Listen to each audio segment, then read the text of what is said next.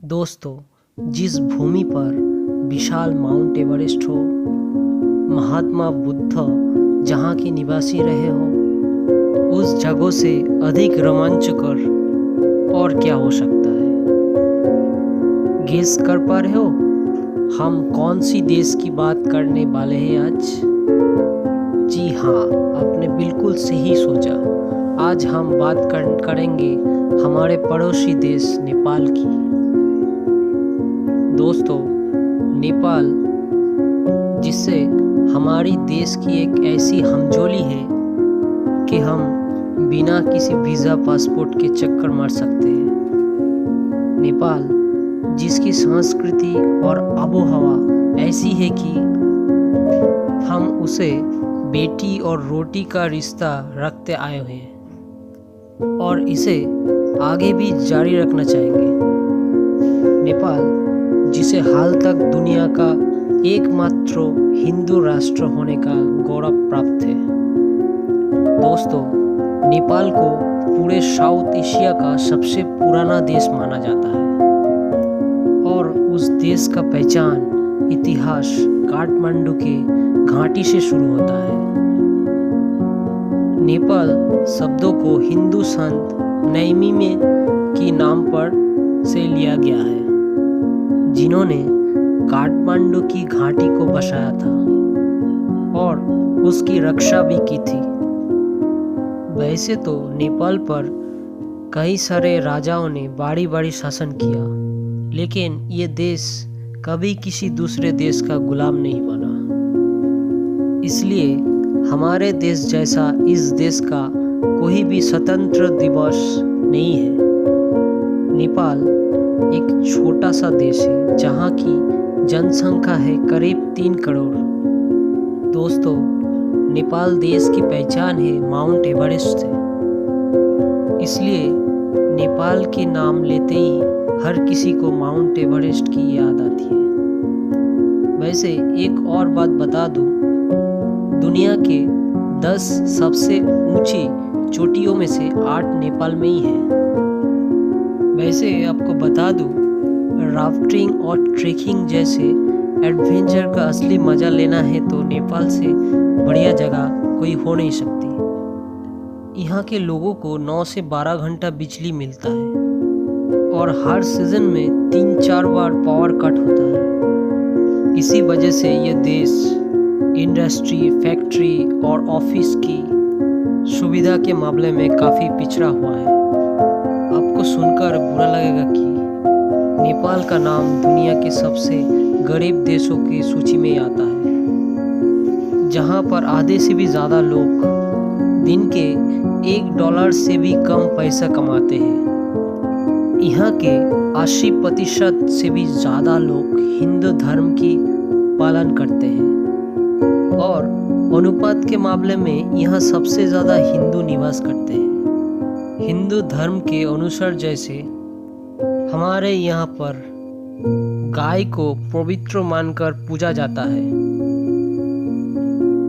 उसी तरह नेपाल में भी गाय को पवित्र माना जाता है और इसकी हत्या करना गैर कानूनी है। इसीलिए तो गाय इस देश का राष्ट्रीय पशु भी है। दोस्तों, नेपाल की करेंसी नेपाली रुपी से, मतलब कि एक भारतीय रुपी करीब 1.69 नेपाली रुपीस के बराबर होता है ना मज़ेदार?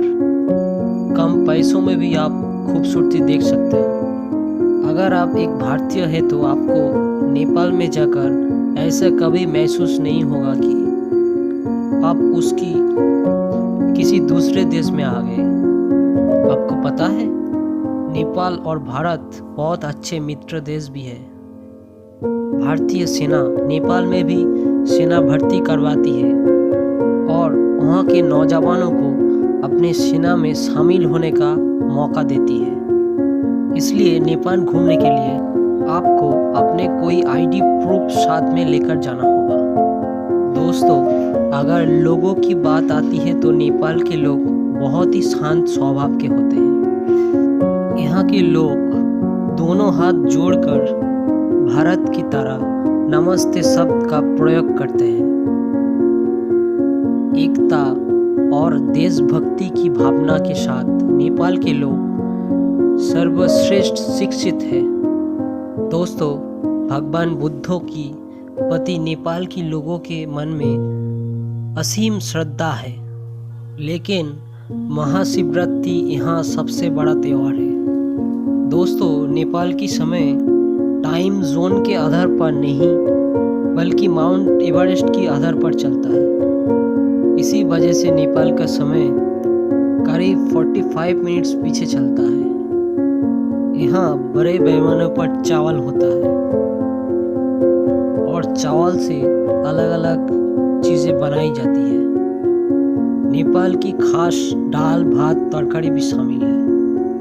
दाल भात के बाद मोमो को यहाँ सबसे ज़्यादा खाया जाता है। दोस्तों, आखिर ऐसी कौन सी वजह है कि आपको एक बार के लिए भी नेपाल की सफ़र करना चाहिए। चारों ओर से घिरा हुआ पहाड़, झरना और बहुत खूबसूरत प्राकृतिक स्थल है।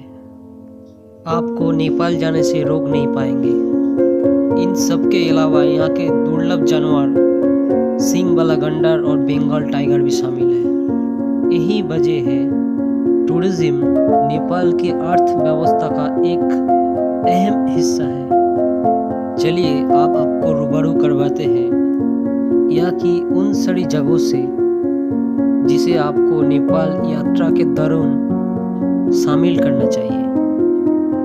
काठमांडू प्राकृतिक खूबसूरती से सजे नेपाल जाने का रास्ता काठमांडू शहर से गुजरता है, जो हिमालय की पहाड़ियों से घिरा हुआ है।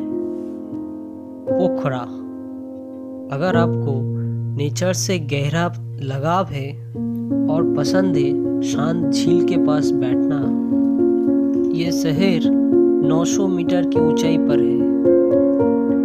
पोखरा घाटी से हिमालय की ऊंची चोटियों को देखा जा सकता है।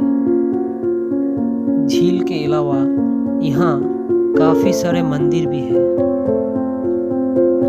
पशुपतिनाथ मंदिर, श्रावण के महीने में यहाँ श्रद्धालु की भीड़ देखते ही बनती है। लुम्बिनी नेपाल को खास स्तर पर भगवान बुद्ध की पवित्र स्थल के लिए जाने जाते हैं, क्योंकि गौतम बुद्ध की जन्म स्थल यही है।